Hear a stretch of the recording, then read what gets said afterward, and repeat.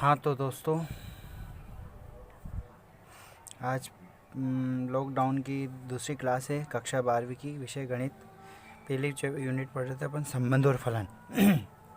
तो अध्याय 1 संबंध भाग 2 अपनों ने 2 परिभाषा पढ़ी थी। तीसरी परिभाषा है आपके बीच में लेकर आया हूँ मैं।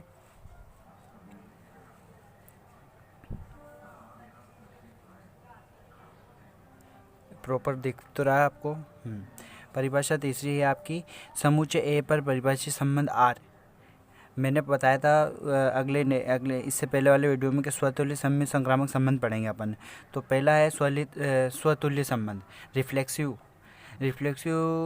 रिलेशन। क्या होता है?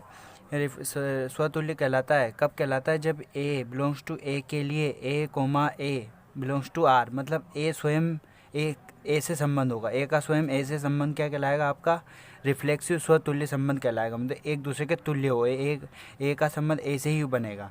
फिर दूसरा आता है इसके बाद सममित, सिमेट्रिक रिलेशन कहलाता है, सममित संबंध कहलाता है यदि समस्त A1 और A2 बिलोंग्स टू A1 और A2 का संबंध रिलेशन है आपके बिलोंग्स टू A से है।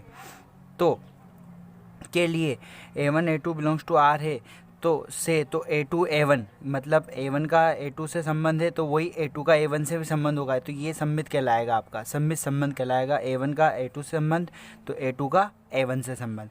तीसरा है आपका संक्रामक, ट्रांसिटिव कहलाता है। ये संक्रामक संबंध कहलाता है, कब कहलाता है? जब समस्त A1 A2 A3 belongs to A, मतलब 1 2 3 तीनों A1 A2 A3 belongs to A है, A में संबंधित है।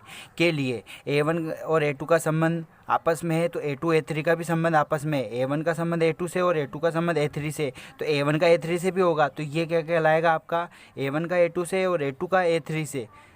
A1 का रिलेशन A2 से है और A2 का रिलेशन A3 से है। तो A1 का A2 से और A2 का A3 से, तो A1 का A3 से भी डायरेक्ट भी होगा। तो ये क्या कहलाएगा? संक्रामक। अब परिभाषा 4 है आपकी, समुच्चय ए पर परिभाषित संबंध आर एक तुल्यता संबंध कहलाता है। कब कहलाता है? जब यदि आर स्वतुल्यो, सममित और संक्रामक हो, ये तीनों शर्तें अगर लागू हो जाएगी वहाँ पर, तो वो क्या कहलाएगा? वो संबंध तुल्यता संबंध कहलाएगा। स्वतुल्य, सममित और संक्रामक, तीनों शर्तें जहाँ लागू हो जाएगी वो क्या कहलाएगा? आपका तुल्यता संबंध कहलाएगा। ठीक है, इसके बाद पढ़ते हैं अपन तुल्यता संबंध। समझ में आ गया ना? जहाँ स्वतुल्य, सममित और संक्रामक तीनों ही शर्तें पूरी हो जाएगी उसको क्या कहेंगे अपन? तुल्यता संबंध। उसको क्या कहेंगे अपन? तुल्यता संबंध। अब इसमें उदाहरण नंबर 1 उस दिन बताया था, मैं उदाहरण नंबर 2 से सारे उदाहरण बताए मैंने इसमें क्रम से। आप प्रश्न वाली आप 1.1 कीजिए इसके बाद। अब दूसरा उदाहरण इसमें मान लीजिए कि टी ट्राइंगल है, किसी समतल में स्थित समस्त त्रिभुजों का एक समुच्चय। T4 ट्राइंगल है, टी ये समतल में स्थित समस्त त्रिभुजों का एक समुच्चय है। अब समुच्चय त्रिभुजों का है तो टी से दर्शा दिया। अब समुच्चय टी में एक संबंध आर रिलेशन दे रखा है कि T1, T2, मतलब फर्स्ट ट्राइंगल और सेकंड ट्राइंगल T1 T2 के सर्वांग सम है, मतलब पहला ट्राइंगल दूसरे ट्राइंगल के सर्वांग सम है। सर्वांग सम में जानते हैं अपन, सर्वांग सम कब होता है? जब उसकी सारी भुजाएं समान अनुपात में हो और कोण भी क्या हो? समान अनुपात में हो, तो उसको अपन सर्वांग सम कहेंगे। तो कोण तो बराबर और भुजाएं अनुपात में हो तो उसको सर्वांग सम कहते हैं। एक पहला त्रिभुज दूसरे त्रिभुज के सर्वांग में। तो सिद्ध कीजिए कि आर एक तुल्यता संबंध होगा। अब यहाँ पर आर को एक तुल्यता संबंध करना है, तो पहले अपन तुल्यता संबंध सिद्ध करने के लिए अपन को स्वतुल्य, सममित और संक्रामक करना पड़ेगा। तो संबंध आर को स्वतुल्य करते हैं अपन। स्वतुल्य है, अब क्यों है? क्योंकि प्रत्येक त्रिभुज स्वयं के सर्वांग सम होगा। एक त्रिभुज लिया आपने, कोई भी एक ट्राइंगल लिया और उस ट्राइंगल को, ये एक ट्राइंगल है और ये इसी के सर्वांग सम तो होगा ना, वापिस यही बना दिया मैंने, ये दोनों एक दूसरे के सर्वांग सम होंगे।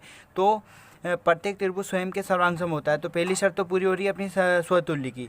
पुनः T1 का T2 का रिलेशन T2 से, तो T1 T2 के सर्वांग सम है, तो इसी प्रकार T2 T1 के भी सर्वांग सम होगा। पहला ट्राइंगल दूसरे ट्राइंगल के सर्वांग सम है तो दूसरा पहले के भी सर्वांग सम होगा। पहला दूसरे के है तो दूसरा पहले के सर्वांग सम होगा। तो ये दूसरी शर्त भी पूरी होती है इससे। T1 T2 belongs to R, तो T1 बिलोंग्स टू आर, ये दूसरी तरह को सम्मित की शर्त है अपनी। A1 A2 belongs to A, तो A1 A2 रिलेशन आर है तो A2 A1 भी होना चाहिए। तो ये T1 T2 से T2 T1 भी हो गया, तो आर सम्मित भी है। इसके बाद तीसरा संबंध है अपना संक्रामक, उसको सिद्ध करते हैं। इसके अतिरिक्त T1 T2 T1 का रिलेशन T2 से और T2 का रिलेशन T3 से बिलोंग्स टू R है दोनों कंडीशन में। तो T1 का T2 के सर्वांग से और T2 T3 के सर्वांग से में, तो T1 T2 के सर्वांग से में, T2 T3 के सर्वांग से में, तो T1 T3 के सर्वांग से भी होगा। पहला दूसरे के समान सर्वांग सम है और दूसरा तीसरे के सर्वांग सम है, तो पहला और तीसरा भी सर्वांग सम होगा। अतः तीसरी शर्त भी हो रही है, संबंध आर संक्रामक होगा। इस प्रकार आर एक तुल्यता संबंध होगा। तीसरा उदाहरण लिया है अपनों ने, तीसरा उदाहरण है अपने कि मान लीजिए कि एल किसी समतल में स्थित समस्त रेखाओं का लाइन है, समस्त लाइन का सेगमेंट एल से है, एल से दर्शा रहे अपन लाइन को कि समतल में स्थित समस्त रेखाओं का एक समुच्चय है। तब relation are L1, L2 L1 L2 पर लंब है। ये L1 रेखा इस L2 पर लंब है, ठीक है। तो समुच्चय L में परिभाषित एक संबंध बता रहा है, L1 L2 पे लंब है। तो सिद्ध करना है कि R सममित है, किंतु यह ना तो स्वतुल्य है और ना ही संक्रामक है। अतः अब सॉल्यूशन बताता हूँ इसका। R स्वतुल्य नहीं है। अब स्वतुल्य क्यों नहीं है? देखो, स्वतुल्य में बताया कि कोई A1 का A1 से और T1 का T1 से होना चाहिए था। जैसे इसमें यह देखा रहा है सर्वांग सम तो है, पर यहाँ पर लंब की कह रहा, कोई रेखा स्वयं अपने आप पे लंब नहीं हो सकती, क्योंकि कोई रेखा L1 अपने आप पर लंब नहीं हो सकती, तो ये स्वतुल्य तो नहीं होगा। पहली शर्त तो गलत, ये तो गलत हो गया। अब R सममित है। अब सममित क्यों है? देखो, L1 L2 पर लंब है, L1 L2 के ऊपर लंब है, तो L2 L1 के ऊपर भी लंब है। ये L1 के ऊपर L2 लंब है, तो इस L2 के ऊपर L1 भी लंब है। आपको क्लियर दिख रहा है? बैटरी डिस्चार्ज होगी। L1 L2 के ऊपर लंब है, तो L2 के ऊपर L1 भी लंब होगा। तो L1 L2 पर लंब है, तो L2 L1 पर भी लंब होगा। ये L2 इस L1 पर भी लंब होता, अतः L2 L1 L2 से अपनों ने प्रारंभ करा था, L2 L1 में आ गया अपने, मतलब सममित है ये, है ना, सिमेट्रिक है। तीसरा रिलेशन आता है आपके संक्रामक। अब संक्रामक नहीं है। अब संक्रामक क्यों नहीं है? कि निश्चय यदि L1 L2 पर लंब है, L1 L2 पर लंब है और L2 L3 पर लंब है, L2 इस L3 पर लंब है, ये इसके इस पे ये इधर से लंब है और ये इधर से लंब है। L1 के ऊपर L2 लंब है और L2 L3 पर लंब है, ठीक है। तो L1 L3 पर कभी भी लंब नहीं होगा। अब ये L1 L3 लंब दिख रही है आपको, एक दूसरे के समांतर है, तो है ना, तो L1 लंब नहीं हो सकती। अतः वास्तव में इसी दशा में L1 L3 के समांतर होगी, अर्थात L1 L2 belongs to R और L2 L3 belongs to R, परंतु L1 L3 से डायरेक्ट लंब नहीं होगी, ये समांतर है, तो ये रिलेशन आपका नहीं बनेगा, तो ये आपका संक्रामक नहीं है। इसके बाद चौथा उदाहरण लिया अपनों ने, सिद्ध कीजिए कि समुच्चय 1 2 3 में, ये समुच्चय दे रखा है आपका, जैसे यहाँ पे लाइनर का दे दिया था, लाइन का दे दिया था, ट्राइंगल का दे दिया था। इसमें आपको एक समुच्चय दे रखा है 3 संख्याओं का, ये 1 2 3 इसके अवयव है। इसमें एक रिलेशन दे रखा है उसने R कि 1, 1, 2, 2, 3, 3, 1, 2, 2, 3 द्वारा प्रदत्त एक संबंध स्वतुल्य है, परंतु ना तो सममित और ना ही संक्रामक है, ये सिद्ध करना है इसमें। तो ये स्वतुल्य है। अब उसने कहा है स्वतुल्य, तो R स्वतुल्य है, क्योंकि 1, 1 भी 1 का स्वयं 1 से संबंध बन रहा है, 2 का 2 से बन रहा है, देखो, और 3 का 3 से बन रहा है, ये सब है इसमें। 1, 1 भी है, 2, 2 भी है, 3, 3 भी है, तो R के अवयव आता है, ये स्वतुल्य होगा। अब ये सम्मित, ना तो सम्मित और ना ही संक्रामक। देखो सम्मित क्यों नहीं है? सम्मित नहीं क्योंकि 1, 2 है। देखो 1, 2 तो है, पर 2, 1 कहाँ है इसमें? 1 का रिलेशन 2 से है, पर 2 का रिलेशन 1 से नहीं है ना, तो ये belong to not equal 2, 1 belongs to not belong to R है। इसी प्रकार R संक्रामक भी नहीं होगा। अब संक्रामक की शर्त क्या है कि 1, 2 है तो 2, 3 होना चाहिए और 1 का फिर 3 से रिलेशन बनना चाहिए, जो कि 1, 3 है ही नहीं इसमें रिलेशन में, ठीक है, तो ये R भी संक्रामक नहीं होगा। पांचवा उदाहरण लिया आप लोगों ने कि सिद्ध कीजिए कि पूर्णांकों के समुच्चय Z। अब इंटीग्रलों का समुच्चय Z है, Z से दर्शाते हैं अपन इसको। इसमें एक रिलेशन दे रखा है R A,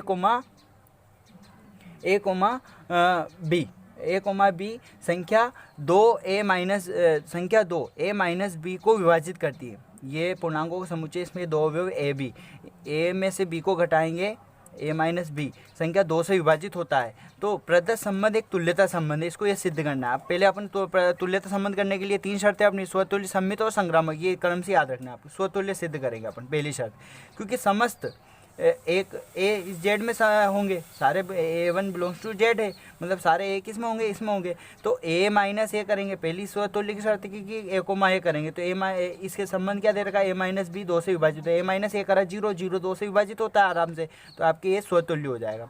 तो A belongs to R R पुनः यदि आप अब दूसरे पे विचार करते हैं अपन, दूसरी शर्त क्या आपने सम्मित की, तो ए कोमा बी मतलब ए माइनस बी 2 से विभाजित होता है, तो आपका A minus B A comma B, तो B minus B comma A belongs to R सम्मित करने के लिए तो बी माइनस ए को भी 2 से विभाजित करता है, ए माइनस बी 2 से विभाजित होता है, तो ये तो पूर्णांकों का समुच्चय है, तो यहाँ प्लस माइनस का कोई झंझट ही नहीं आपका, माइनस भी आएगा तो भी 2 से विभाजित होगा, तो 2 से विभाजित होगा तब b comma A belongs to R भी सिद्ध होता है, सम्मित है, आर सम्मित है। इसी प्रकार अब a comma belongs to R तथा b comma c belongs to R, तो यहाँ पे a minus B A comma b से और बी कोमा सी से बी माइनस सी संख्या 2 से विभाजित होती है, ए माइनस बी भी होता है और बी माइनस सी भी होता है, दोनों 2 से विभाजित होते हैं, तब ए माइनस सी, देखो इन दोनों को जोड़ेंगे, अगर ये दोनों सम है तो इन दोनों का योगफल भी सम ही आएगा, तो इवन है अतः ये 2 से विभाजित होगा, तो ए माइनस सी भी 2 से विभाजित होगा। इससे सिद्ध होता है कि आर संक्रामक है अतः समुच्चय जेड में एक तुल्यता संबंध है, आर एक तुल्यता संबंध है। इसके बाद आपका छठा प्रश्न मैंने लिखा है, पर इसको मैं ऐसे ही समझूंगा और जब वीडियो ज़्यादा लंबा नहीं हो इसलिए आप देखो इसको छठे प्रश्न को। इसके बाद प्रश्नावली के सारे सवाल करने हैं आपको। मान लीजिए कि समुच्चय ए में दे रखे हैं आपके अवयव 1 से 7 तक, 1 2 3 4 5 6 7, इसमें एक रिलेशन दे रखा है आर ए कोमा बी, ए तथा बी दोनों या तो विषम होंगे या दोनों ही सम होंगे, द्वारा परिभाषित एक संबंध है, तो सिद्ध कीजिए कि आर एक तुल्यता संबंध है, आर एक तुल्यता संबंध है तथा साथ ही सिद्ध कीजिए कि उपसमुच्चय, ये इसका उपसमुच्चय होगा 1 3 5 7 विषम संख्या ले ली कि सभी अवयव एक दूसरे से संबंधित है, उसी प्रकार दूसरा उपसमुच्चय हो जाएगा, इसका सम संख्या होगा 2 4 6, इवन और ओड, ये ओड का हो गया, ये इवन का 2 4 6 के सभी अवयव एक दूसरे से संबंधित है, परंतु उपसमुच्चय 1 3 5 7 का मतलब ओड वाले का कोई भी अवयव उपसमुच्चय इवन वाले 2 4 6 के से किसी भी अवयव से संबंधित नहीं होगा। अब तो इसको सॉल्यूशन बताता हूँ मैं आपको। सॉल्यूशन क्या हो जाएगा इसने कहा है परिभाषित संबंध, एक संबंध सिद्ध कीजिए आर एक तुल्यता संबंध। अब तुल्यता संबंध सिद्ध करने के लिए आपको यहाँ ए कोमा ए लेना पड़ेगा। अब ए दोनों अवयव ए है तो या तो दोनों सम होंगे या दोनों विषम होंगे, तो इसकी शर्त पूरी हो रही, या तो दोनों सम हो या दोनों विषम हो। तो ए कोमा ए यहाँ डिवाइड तो नहीं करना है, केवल आपसे ए कोमा बी लिखा है उसने, ए तथा बी दोनों क्या सम या विषम होने चाहिए, तो ए जो होगा वही उसका ए कोमा ए करेंगे। अब तो पहली स्वतुल्य तो हो गया आपका। फिर दूसरा है सम्मित, ए कोमा बी करोगे या बी कोमा ए करोगे, दोनों सम या विषम होंगे, तो दोनों या तो दोनों सम होंगे या दोनों ही विषम होंगे, तो दूसरी शर्त भी होगी। तीसरी में ए1 का रिलेशन बी से और बी का रिलेशन सी से, तो ए का सी से भी रिलेशन होगा, तो वो भी तीनों क्या होंगे ए बी सी आपके, या तो तीनों ही सम होंगे या तीनों ही विषम होंगे। तो इस प्रकार ये क्या होता है आर एक तुल्यता संबंध होता है। साथ ही सिद्ध करना है कि उपसमुच्चय 1 3 5 7 के सभी अवयव एक दूसरे से संबंधित है। अब देखो ये सारे क्या है विषम है, सारे क्या है 1 3 5 7 ये विषम है, तो ये एक दूसरे से संबंधित है, इनका संबंध एक दूसरे से बना सकते हैं अपन, 1 का 3 के साथ, 3 का 5 के साथ, 5 के 7 के साथ ऐसे। तो इसी प्रकार दूसरा उपसमुच्चय तेरे का 2 4 6 ये सारे इसमें इवन है, इसमें सारे ओड है, इसमें सारे इवन है, सारे सम है, तो इस सम में 2 4 4 6 एक दूसरे से संबंधित है। परंतु उपसमुच्चय 1 3 5 7 का कोई भी अवयव उपसमुच्चय 2 4 6 से किसी प्रकार से संबंधी हो, क्योंकि ये सारे क्या है अपने विषम है और ये सारे सम है। तो इस प्रकार इसका सॉल्यूशन निकल जाता है अपने। और ये आप इस चैनल को सब्सक्राइब, लाइक और शेयर जरूर करें। आप दोस्तों को समझ में आ रहा होगा, ठीक है।